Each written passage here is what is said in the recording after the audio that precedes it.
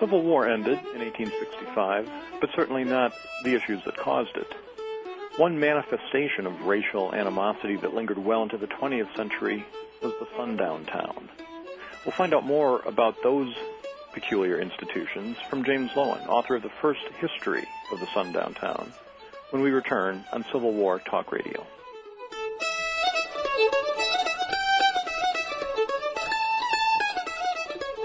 Have you let your website go stale? Wish you didn't have to wait for your web developer to return your call when you want to update content? You don't have to. Now you can easily and instantly manage your own website content using affordable Avalar technology. Avalar is a website development and hosting company that provides turnkey internet solutions for companies like yours that need to stay focused on core business. Avalar gives you the power to control your website and make updates and additions in real time without having to learn HTML or other complicated programming tools. Websites powered by Avalar feature capabilities that attract more customers and enhance relationships with existing customers. Avalar offers a multitude of leading-edge solutions, including lead generation and referral tracking, shopping carts and payment processing, membership management, and search engine optimization, to name a few.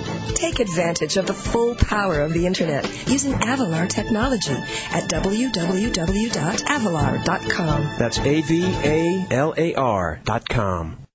Vitality is a natural expression of health, success, and fulfillment, and yet it's rare to meet people bubbling with vitality. That's because most of us push ourselves too hard, and when we trigger the internal alarms that tell us to change our diets, attitudes, or activities, we ignore them. Allowing outside pressures to override our internal alarms undermines our health, sabotages our success, and limits our potential. If you're ready to reclaim your natural vitality, to begin living a life you love, visit thevitalu.com. You're listening to World Talk Radio, where the world comes to talk.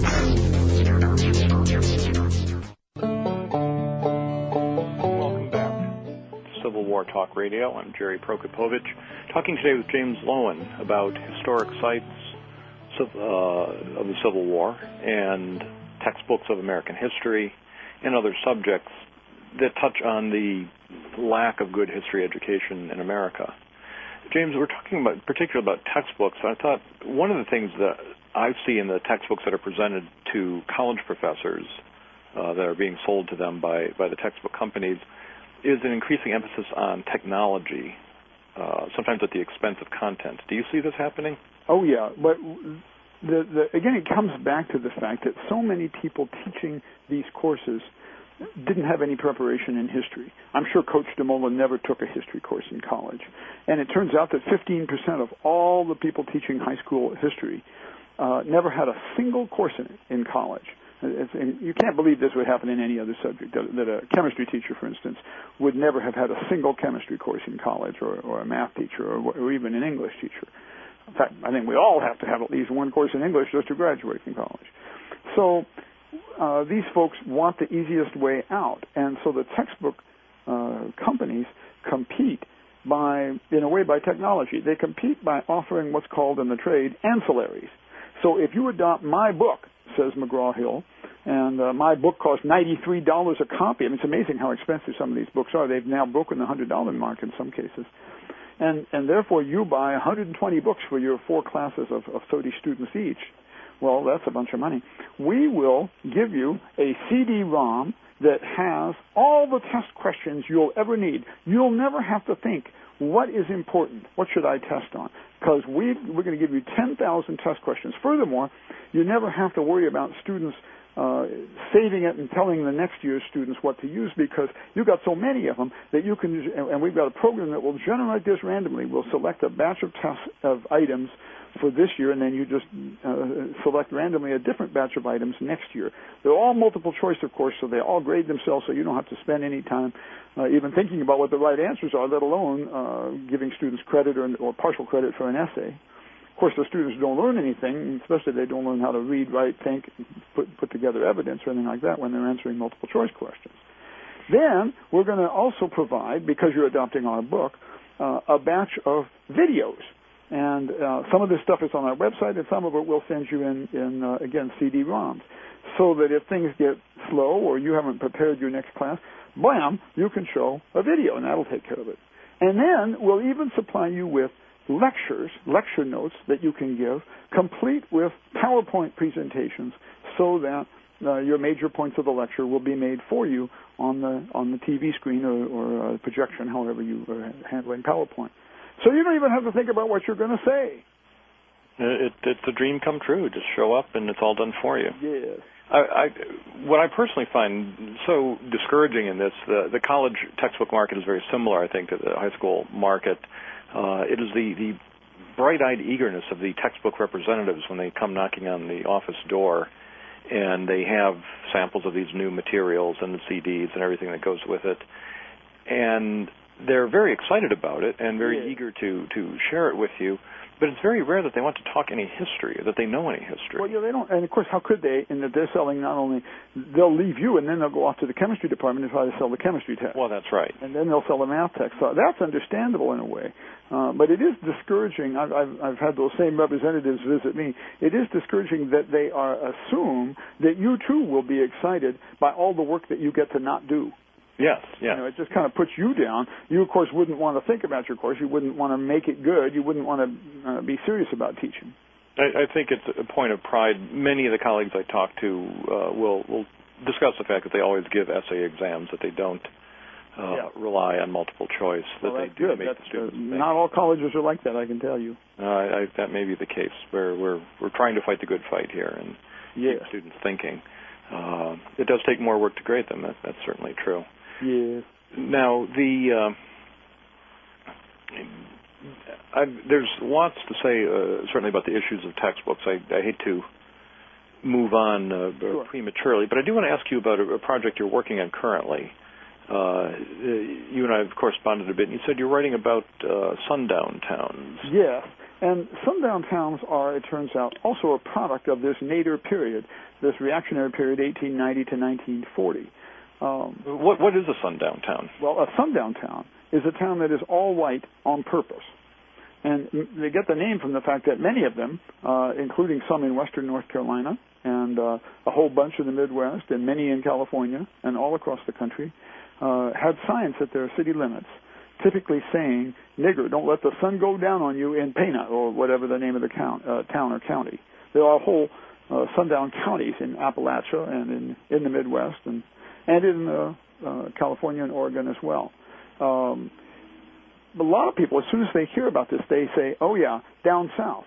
Well, no, the traditional South didn't have any sundown towns. I've done a exhaustive study of Mississippi in this regard, for instance, and I've located exactly 3 sundown towns, 2 of which are essentially in Tennessee, Alabama. They're right up there in the northeast corner, and they're really part of Appalachia.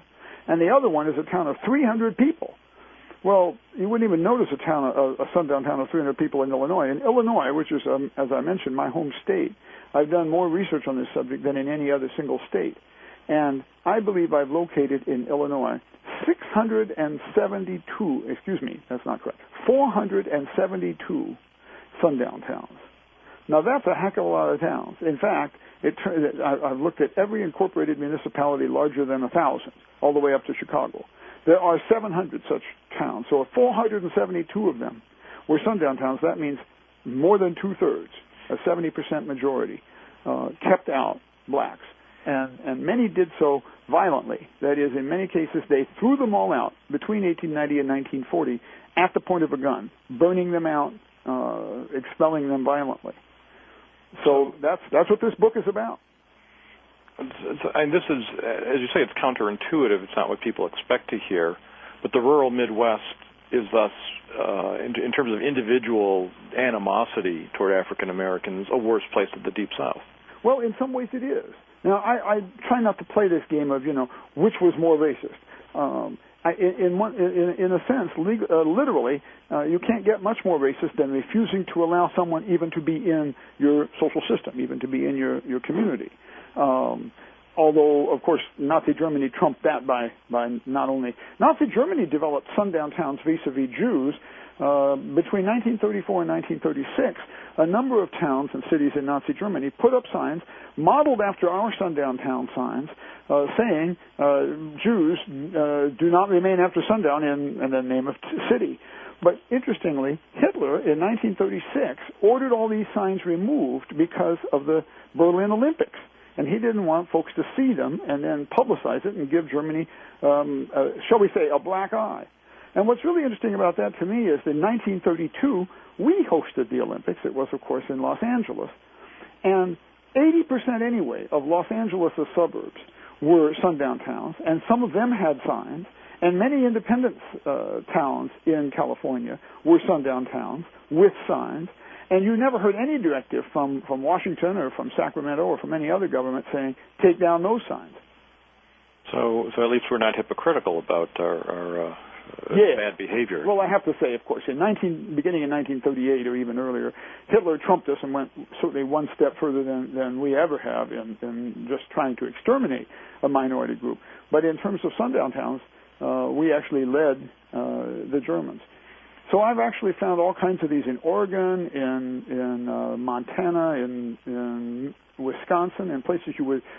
I never expected to find them. I thought when I went to write this book that I would locate about 10 of these in Illinois and maybe 50 of them across the country.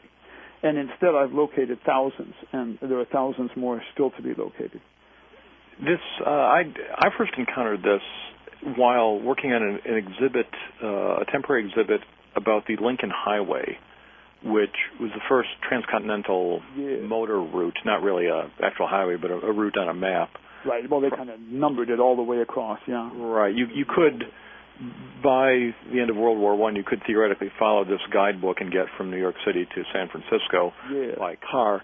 And we did an exhibit at the Lincoln Museum in Fort Wayne about this highway, which was a memorial to Abraham Lincoln. And there are still some signs you can trace. It's mostly U.S. Route 30 today. Well, one of the artifacts we came across was a guidebook called The Bronze American, which was a publication for African-American travelers, and it was a guide telling them where it was safe to stop as they drove across the country. Right. And it indicated, of course, there are many places in Indiana, in Ohio, in Illinois, that it was not safe to stop in, and this was published in the 1950s. I had to admit I was astonished. Yeah, isn't it amazing? Well, I was amazed, and there's at least 3 others of those guidebooks. I wish you and I had this conversation half a year ago, because I would have gotten a hold of this thing and put it into my book. But there's at least 3 other publications just like it. One of them is called the Green Book or something like that. And it is on display, actually, at the Smithsonian at the National Museum of American History right now, where they have a new exhibit about transportation in America that talks about Route 66 and about various other highways, and it does give attention to this same phenomenon. But I had an aha reaction one evening, actually in my hometown of Decatur. Now, I haven't spent much time in Decatur since I went off to college way back in 1960, but I was invited back in 2002, I think it was, to be the kickoff speaker for what's called the Decatur Writers Conference, because Liza, my teacher, told me has made me one of the best-selling writers ever to come out of Decatur. And so I was happy. I gave a talk about Liza, my teacher told me. And then at the end of it, I told people about this new project I was then working on about sundown towns and all-white towns with all-white on purpose. And if they knew anything about it, would they come down and talk with me? Well, more than 20 people came down. And they told me that every little town around Decatur, now I grew up in Decatur, it's an industrial town of about 60 to 90,000, depending on the decade, and it's an interracial town, of course. It has its segregation, and blacks were in particular not allowed to live on the west side of town where I lived, but that's mere segregation. We're not talking about that. We're talking about total exclusion. It turns out that every little town around Decatur, towns of 500 and 1,000 and 1,200 and so on, had passed an ordinance or had one way or another absolutely defined itself as a sundown town. And that just amazed me. Well, I think our listeners will want to pursue this. It's a little outside the era of the Civil War, but it points out how in many ways the issues of the Civil War are still with us, and sometimes in unexpected places, like rural Illinois. Let me make a connection, if I might. Well, we're getting near our end, so I'll ask you to go quickly, but please do. Okay. Well, Anna, Illinois, which is way down south in Illinois, is known today as Ain't No Niggers Allowed, Anna, A-N-N-A. But Anna had blacks during the Civil War. They were put there as kind of refugees from the fighting in Mississippi and such. By the federal government, they were hired out to help pick apples and such in the apple orchards around there. And they got driven out in 1863 or 4 by some of the white racists in Anna. And the federal government then investigated and jailed some of those folks for the rest of the war. Well, then in 1909, Anna did the same thing. It drove out its black population, and Anna has no black population today. And nobody investigated, federal, state, county, or local. And that shows the difference then between 1863 and 1909. Well, one can hope that by 2009 things will have changed somewhat across America. But in the meantime, I will urge our listeners to take a look at Lives Across America and Lives My Teacher Told Me, and especially this book on sundown towns. This is forthcoming? It'll come out on September 1st. September 1st of 2005. Please take a look at it. James Lowen, thanks so much for being our guest today. It's a pleasure talking to you. It's been fun for me. Thank you. This is Jerry Prokopowicz on Civil War Talk Radio.